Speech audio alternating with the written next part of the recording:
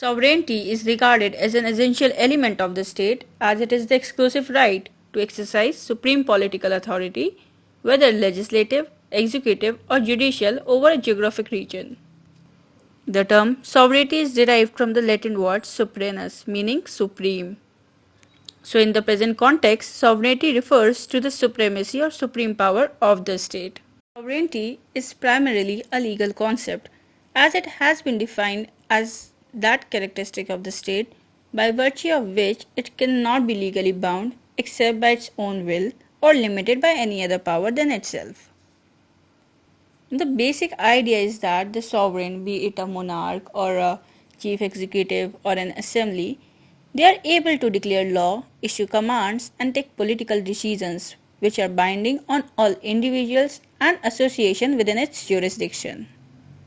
And also the sovereign commands physical force to punish those who ignore or disobey his orders or decisions. In fact, it is the concept of sovereignty that arms the state with supreme legal authority in both internal as well as external affairs. As internally, it establishes supremacy of the state over all individuals and associations as well as the territory under its control. And externally, it upholds independence of the state from the control or interference of any other state or any other agencies in the conduct of international relations, whether it be United Nations or any other international organization. Therefore, each sovereign state is equal to every other in international relations and international law, regardless of its population, area, or economic resources. Even the United Nations Charter states that United Nations is based on the principle of sovereign equality of all its members. And since the concept of sovereignty attributes supreme power to the will of the sovereign, it is by nature an absolute, unlimited, and perpetual power. See, this may, however, not be interpreted as an arbitrary power, because the absolute power implied by sovereignty is not intended to be exercised without reason, or without invoking one's sense of justice, or without giving regard to any prevalent customs, values, ideals, or even the necessity of the common interest or public interest. Therefore, due regard to all these factors has to be given, otherwise the legitimacy and authority of the sovereign power will be rapidly eroded and sovereignty may eventually be lost. So the idea behind absolute nature of sovereignty is that, legally speaking, the sovereign is not obliged to consult or seek the approval of any other individual or group whether a particular decision, command, or law is right or wrong. Therefore, he is empowered to decide all such issues at his own will and discretion, and his decisions will be binding on all unless he himself chooses to revoke them. Let's discuss some of the characteristics of sovereignty. Firstly, the absoluteness. So, sovereignty is regarded as absolute because it cannot be limited or restricted by any superior power or authority, and the will of the sovereign reigns supreme in the state. Therefore, the sovereign may, of his own will, pay due regard to moral principles, customs, traditions, or even the public opinion. But he is not responsible to any authority, whether be individual or group, similar or superior to himself. So similarly, the sovereign may pay due regard to international law by his free consent, and not because he is obliged to obey the commands of any superior state or international organization. The second characteristic of sovereignty is permanence. So in order to understand the permanence of sovereignty, it is necessary to distinguish between the state and the government. See, sovereignty belongs to the state and not to the government, because the governments may be formed or dissolved according to the established procedures, but the continuity of the state will not be affected by such changes. So sovereignty endures as long as the state maintains its independence. And if a state loses its independence and is placed under another state, its sovereignty is ultimately lost. Therefore, as long as the state continues, so does the sovereignty, and the change of a government or death of a ruler does not mean an end of sovereignty. Another characteristic is universality. So sovereignty is a universal, all-pervasive and all-comprehensive quality in the sense that it extends to all individuals, groups, areas and things within the jurisdiction of the state. So if a state grants immunity to any category of person, especially foreign heads of the states, UN officials, or like foreign ambassadors, their staffs, residents, etc., it is because of its free consent and not because of any external obligation or restriction. Basically, it is a matter of international courtesy and not of compulsion. So this concession can be withdrawn at any moment at the will of the sovereign. Therefore, international associations and multinational corporations operating within the territories of different states are also subject to the sovereignty of the respective states. The next characteristic is inalienability. So, as an essential element of the state, sovereignty cannot be transferred or given away without destroying the state itself.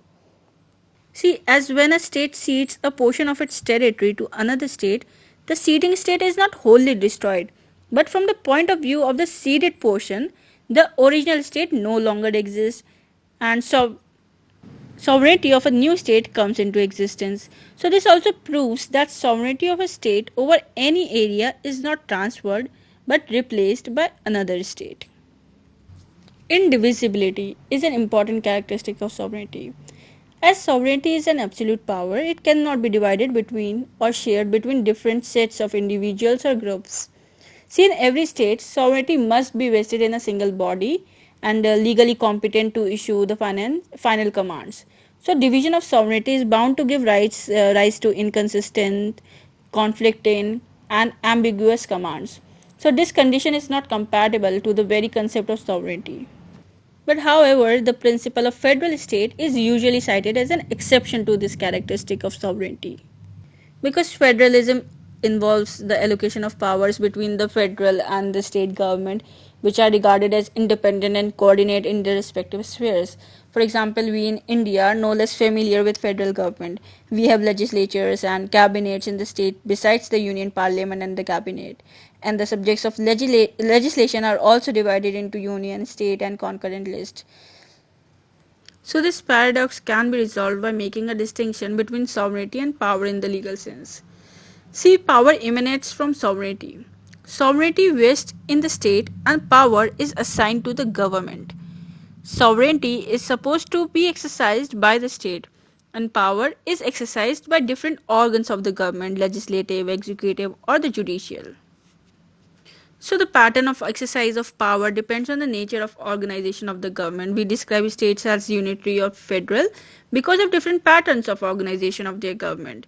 So basically, these are the forms of government and not the forms of a state.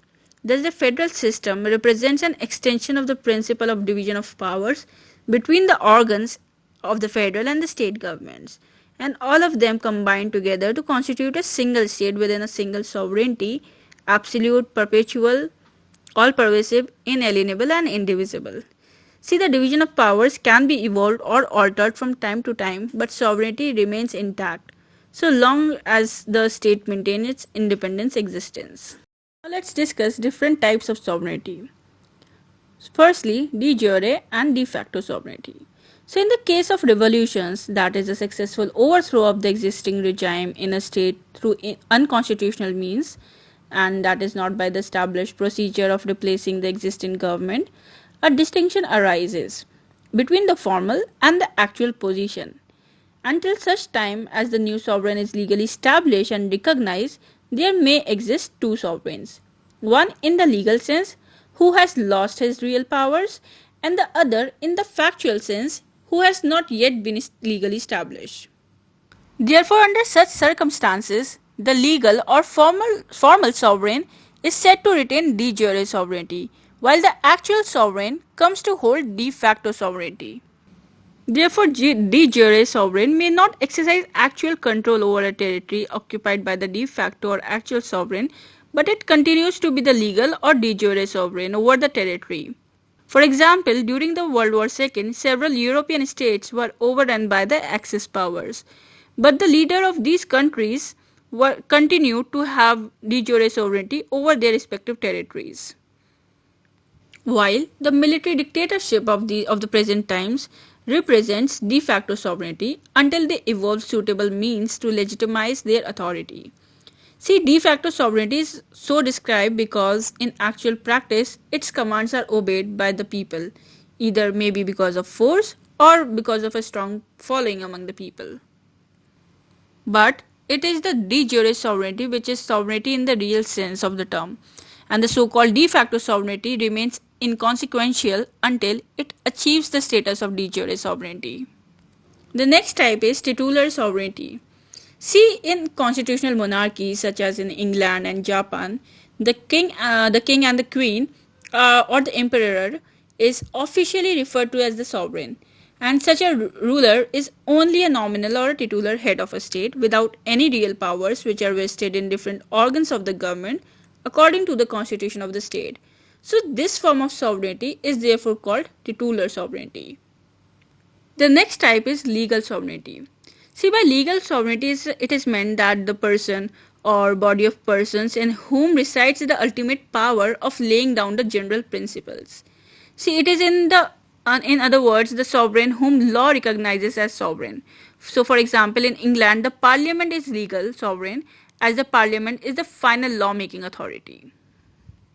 And the next type is political sovereignty, which is the sovereign that lie behind the legal sovereign. See, while the British Parliament may be the legal sovereign in England, but the real powers behind the Parliament is the electorate. So it is the power of the electorate that authorizes the Parliament to make laws.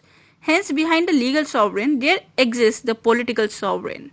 And this concept was elaborated by Dicey. Now let's discuss the development of the theory of sovereignty and by its chief exponents. So firstly, it is Jean Bodin who is considered the main exponent of the theory of sovereignty, and it was he who defined sovereignty as the absolute and perpetual power of commanding in a state and as the supreme power over citizens and subjects unrestrained by law. So Bodin places sovereign above law because he himself is the source of law, and this view marked a significant departure from the medieval outlook. See, in medieval world, they conceived law as a part of the universal and eternal order, and the kings and its councils and judges who enforced law were themselves under law. They were not empowered to create it, okay? But Bodin sought to reverse this position by making the sovereign himself the sources of all law. And he argued that in every independent community governed by law, there must be some authority, whether residing in one person or several. And further, he treated the sovereign above law but not above duty and moral responsibility. Therefore, he imposed two important limitations on the powers of the sovereign. That was firstly, there are some fundamental laws such as the Salic law of France, which excluded the females from dynastic succession. So the sovereign could not lawfully abrogate such laws. And secondly, private property being granted by the natural law or the law of nature was inviolable. So therefore the sovereign could not tax his subjects without their consent on the matters of property.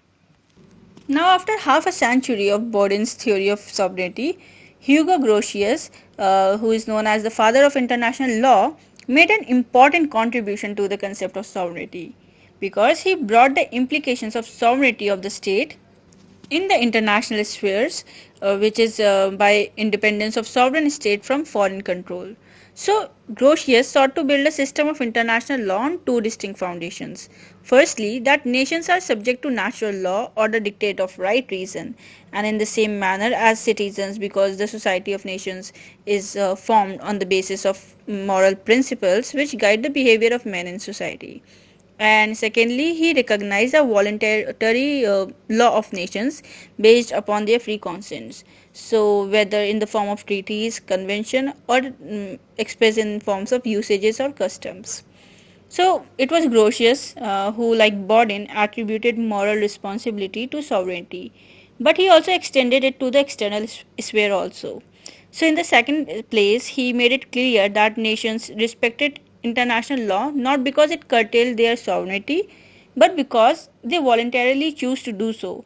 So, of their free consent. So, in this way, he introduced the idea of external sovereignty to the existing idea of internal sovereignty, and this gave it a fuller shape. Theory of sovereignty as developed by the three social contractualists, those were Thomas Hobbes, John Locke, and Jean-Jacques Rousseau. So, in the 17th century, it was Thomas Hobbes who developed the concept of sovereignty. See, as an exponent of the theory of social contract, he argued that the state was the product of the will of people, so sovereignty is an attribute of the state and its character is determined by the terms of the social contracts. So, according to him, as man emerged from the state of nature that was characterized by the law of jungle and a form of state to attain order, peace, and security, they create a sovereign for this purpose. So they surrender all their natural rights, the right of the stronger to oppress the weaker, to the sovereign. This surrender is complete, final, and irrevocable because he upheld the view that defying the authority of the sovereign would mean reversion back to the state of nature, which was the state of anarchy, law of the jungle, where the strong will be free to oppress the weaker. So he therefore places authority of the sovereign beyond any challenge. So his chief contribution to the theory of sovereignty consists in adding an element of legitimacy to authority of the sovereign, because he held that the sovereign is product of the will of the people and that the sovereign enjoys his supreme authority for its functional value, that is by virtue of providing order, peace, and security in place of anarchy and oppression. Now, further, John Locke did not concede absolute sovereignty of the state. See, he thought that the supreme power in a society was held by the people, which came into existence before the formulation of the state. Right? So, the natural rights comprising the right to life, liberty, and property were retained by the people itself, and the state was created for the protection of these vital rights. So, the ruler or the government could not possess the power to abrogate these natural rights. Therefore, John Locke postulates surrender of some of the natural rights of the people to the state on the condition that their fundamental natural rights, that are the right to life, property, and liberty, shall be protected. And it is not a question of transfer of sovereignty, because the people themselves remain the supreme throughout in spite of the formation of the state. Now, further in the 18th century, Rousseau made an important contribution to the theory of sovereignty by introducing the doctrine of popular sovereignty. See, while Hobbes had created sovereign apart from the people, Rousseau made the people themselves sovereign. See, in his opinion, the social contract was concluded between the people in their individual capacity on the one hand and the people in their corporate capacity on the other. So, when people surrender their natural liberty in their individual capacity, sovereignty is retained by the people themselves in the corporate capacity, which is represented by the general will. Therefore, he upheld that sovereignty is absolute and unlimited, because the supreme direction and control of the general will is accepted by the people unconditionally in the interest of their freedom. So he believed that man's freedom lies in obeying the dictates of the general will, even if he feels constrained. That is why he said that man can be forced to be free. It was in the 19th century the legal notion of sovereignty was brought to its logical conclusion by John Austin. So, Austin advanced his theory of law, which expressed the will of the legal sovereign of the state, which is not bounded by the dictates of natural law or any other superior law. So he sought to define law as the command of the sovereign, obliging the subjects to do or even refrain from doing certain acts, and failure to obey the laws of the sovereign will be visited by penalty. Thus he identified the following characteristics of law. Firstly, it must emanate from a determinate source, that is the sovereign, to be clearly located in the terms of state. Secondly, it must be the expression of the command of the sovereign. And thirdly, it must be backed by sanctions. So in other words, disobedience to law must be punishable. Therefore, Austin established supremacy of the power, authority, and commands of the sovereign beyond doubt. He even maintained that any rights of the citizens, whether including the right to property, were nothing but concessions granted by the sovereign only to the subjects, and the subjects have no legal right against the sovereign or the state. So basically, Austin is an exponent of absolute and unlimited sovereignty purely from the legal or formal point of view.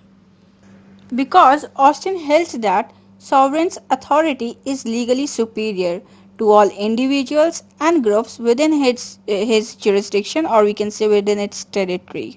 So finally, sovereignty constitutes as an essential element of the state, as we have studied, and it denotes the supreme or ultimate power of the state to make laws or take political decisions, like establishing public goals, fixing priorities, and resolving conflicts. So as and also enforcing such laws and decisions by the use of legitimate force. So in fact, sovereignty denotes the final authority of the state over its population and its territory. Though this authority may be exercised by the government of the day, but it is essentially belongs to the state from which it is derived by the government. And moreover, a state continues to exist as long as it is armed with sovereignty. So if a state loses its sovereignty because of internal revolt or external aggression, the result is anarchy and disappearance of the state as such. See, some writers regard international recognition as an essential element of the state. This denotes formal recognition of the sovereignty of the state over a given territory and population by other states. See, international recognition, however, is the outcome of the sovereignty of the state and not a condition of its existence.